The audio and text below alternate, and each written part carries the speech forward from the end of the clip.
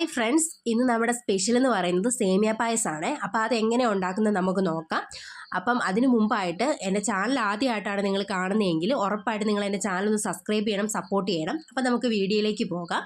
അതിന് വേണ്ടിയിട്ട് നമുക്ക് ആദ്യമായിട്ടൊരു പാനിൽ നെയ്യ് ഒഴിച്ച് കൊടുക്കാം. അപ്പോൾ നമുക്ക് കിസ്മിസും അണ്ടിപ്പരിപ്പൊക്കെ നമുക്ക് ഒന്ന് ജസ്റ്റ് ഫ്രൈ ചെയ്തെടുക്കണം. അപ്പോൾ അതിന് വേണ്ടിയിട്ട് ആവശ്യത്തിന് നെയ്യ് ചേർക്കുക. അപ്പം ഞാൻ നെയ്യ് ഒഴിച്ച് കൊടുത്തിട്ടുണ്ട്. ഇനി നമുക്ക് കിസ്മിസ് ഇട്ട് കൊടുക്കാം. അപ്പം കിസ്മിസ് നന്നായിട്ടൊന്ന് ഫ്രൈ ചെയ്തെടുക്കാം. അപ്പം നന്നായിട്ട് അതിങ്ങനെ വീർത്തൊക്കെ വരും. ആ സമയമാകുമ്പോഴത്തേക്കും നമുക്ക് കാഷ്യൂ ഇട്ട് കൊടുക്കാവേ. അപ്പം കാഷ്യൂ ഇട്ട് കൊടുത്തിട്ട് നമുക്ക് നന്നായിട്ടൊന്ന് ജസ്റ്റ് ഒന്ന് അതിനെ ഒന്ന് ഫ്രൈ ചെയ്തെടുക്കാം. അപ്പോൾ അതേ നന്നായിട്ടത് ഫ്രൈ ആയി വന്നിട്ടുണ്ട്. അപ്പോൾ ഫ്രൈ ആയി വന്നതിന് ശേഷം ഇനി നമുക്ക് ഒരു പ്ലേറ്റിലേക്ക് അത് മാറ്റിയെടുക്കാവേ. അപ്പം ഒരുപാട് കരിഞ്ഞു പോകാത്ത രീതിയിലെടുക്കാം. ഇനി ആ നെയ്യിലേക്ക് തന്നെ നമ്മുടെ സേമിയ, ഇത് വറക്കാത്ത സേമിയയാണ്, അപ്പോൾ അതിട്ട് കൊടുക്കാവേ. അപ്പോൾ ആ സേമിയ ഞാൻ മറ്റേ കുഞ്ഞ് ടൈപ്പ് ഇങ്ങനെ വാങ്ങിക്കാൻ കിട്ടുന്ന ടൈപ്പാണ് മേടിച്ചിരിക്കുന്നത്. അപ്പോൾ നമ്മൾ അതിൻ്റെ സേമിയയുടെ ആ വെർമിസിൽ നമ്മൾ ഇതിലേക്ക് ഇട്ട് കൊടുത്തിട്ടുണ്ട്.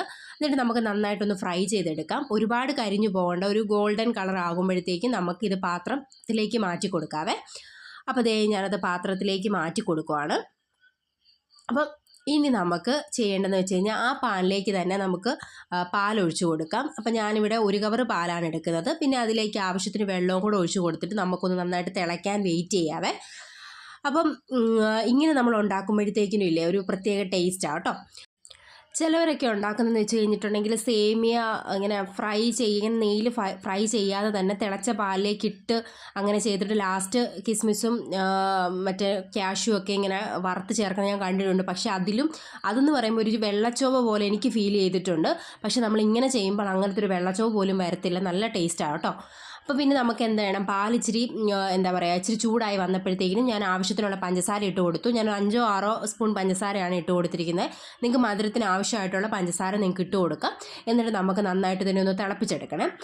അപ്പം പിന്നെ പിന്നെ നമുക്കിത് നന്നായിട്ടൊന്ന് തിളച്ച് വരുന്നവരൊന്ന് വെയിറ്റ് ചെയ്യാം. അപ്പോൾ തിളയൊക്കെ വന്നു കഴിഞ്ഞപ്പോഴത്തേനും ഞാൻ നമ്മുടെ ഫ്രൈ ചെയ്ത് വെച്ചിട്ടുള്ള സേമിയ ഞാൻ ഇട്ട് കൊടുത്തിട്ടുണ്ട്. അപ്പോൾ സേമിയ ഇട്ട് കൊടുത്തിട്ട് നമുക്ക് ഇച്ചിരി വെന്തെടുക്കണം.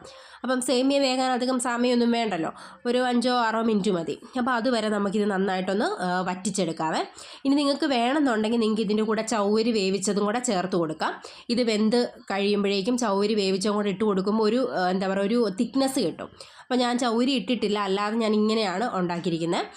ഇനി നമുക്ക് ഈ ഒരു പാല് നന്നായിട്ട് തിളച്ച് വന്നിട്ടുണ്ട്. ആ സമയമാകുമ്പോഴത്തേക്ക് നമുക്ക് ആവശ്യത്തിന് ഏലക്കായും കൂടെ ചേർത്ത് കൊടുക്കാം. ഏലക്കയുടെ ഫ്ലേവർ വരുമ്പോഴാണ് പായസത്തിന് ഒരു യഥാർത്ഥ ടേസ്റ്റ് വരുന്നത്. അപ്പോൾ ഒരു 4-5 ഏലക്കയുടെ ഏലക്ക ഞാൻ പൊടിച്ച് ചേർത്ത് കൊടുത്തിട്ടുണ്ട്. അപ്പോൾ നമ്മുടെ പാല് നമ്മൾ നേരത്തെ ഒഴിച്ചതിനെ കഴിഞ്ഞും ചെറുതായിട്ട് ഇങ്ങനെ വറ്റി വന്നിട്ടുണ്ട്. അപ്പോൾ ഇനിയും വറ്റി വരണം. അപ്പോൾ വറ്റി വരുന്ന സമയമാകുമ്പോഴത്തേക്കും നമ്മുടെ ഈ സേമിയൊക്കെ നന്നായിട്ട് വെന്ത് വരുവേ. അപ്പോൾ അതുവരെ ഒന്ന് നമുക്ക് വെയിറ്റ് ചെയ്യാവേ. അപ്പോൾ നമ്മൾ ഇടയ്ക്കിടയ്ക്ക് ഇളക്കി കൊടുക്കുക. എന്നിട്ട് ഇപ്പം നമ്മൾ ചൗവരി ഒന്നും ഇടാത്തതുകൊണ്ട് പെട്ടെന്നൊന്നും അങ്ങനെ അത് പെട്ടെന്ന് അടിക്കൊന്നും പിടിക്കത്തില്ല. ഇനിയിപ്പോൾ നന്നായിട്ട് ഇതിങ്ങനെ വറ്റിച്ച് നമുക്ക് എടുക്കാം. അപ്പോൾ ഇച്ചിരി വെള്ളം ഇങ്ങനെ വറ്റി വരണം, കാരണം അത് വേവുന്നതിനനുസരിച്ച് നമ്മുടെ പാൽ അതിൻ്റെ അകത്ത് നിന്ന് വറ്റി പോകും കേട്ടോ. അപ്പോൾ നിങ്ങൾക്ക് കാണുമ്പോൾ ഇച്ചിരി വെള്ളം കൂടിപ്പോയ പോലെ തോന്നും, പക്ഷെ അങ്ങനെ ഒന്നുമില്ല. ഇത് വെന്ത് വന്ന് കഴിയുമ്പോഴത്തേക്കും നമുക്ക് കറക്റ്റ് ആയിരിക്കുമേ. അപ്പോൾ നമുക്കൊന്ന് വെന്ത് വരുന്നവരെ നമുക്കൊന്ന് വെയിറ്റ് ചെയ്യാം. അപ്പോൾ വെന്ത് സെറ്റായി വന്നിട്ടുണ്ട്. ഇനി നമുക്ക് വറുത്ത് വെച്ചിരിക്കുന്ന കാഷ്യൂം കിസ്മിസും കൂടെ ഇട്ട് കൊടുക്കാവേ. അപ്പോൾ ഞാൻ തീ ഓഫ് ചെയ്തിട്ടുണ്ട്.